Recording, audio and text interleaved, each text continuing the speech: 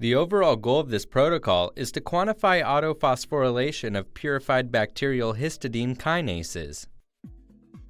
This method can help answer key questions in the field of two-component signaling, such as the effect of cognate stimuli and protein-protein interactions on autophosphorylation of histidine kinases. The main advantages of this technique are that it's a high-throughput method that can be used to accurately detect picomoles of phosphohistidine formed and obtain kinetic parameters for histidine kinases. As a postdoctoral fellow, I used filtration on nitrocellulose membranes to quantify protein-bound radioactive ligands. Consequently, it made sense to develop a similar technique for quantifying histidine phosphorylation in bacterial histidine kinases.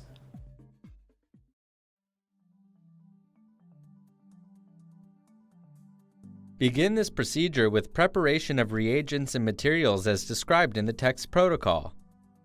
To set up the 96-well dot plot apparatus, cut an 8 cm by 12 cm piece of nitrocellulose membrane.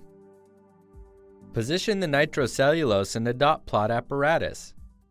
Ensure that the membrane fits such that the apparatus is sealed and all wells are completely covered by the membrane.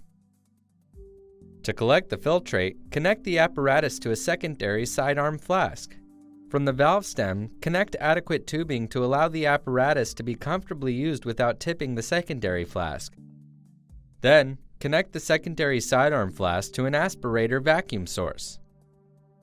Test that the apparatus is completely sealed by applying a vacuum to the apparatus.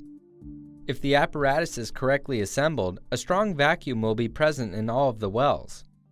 All tubing connections can be wrapped in parafilm or saran wrap to ensure a tight seal.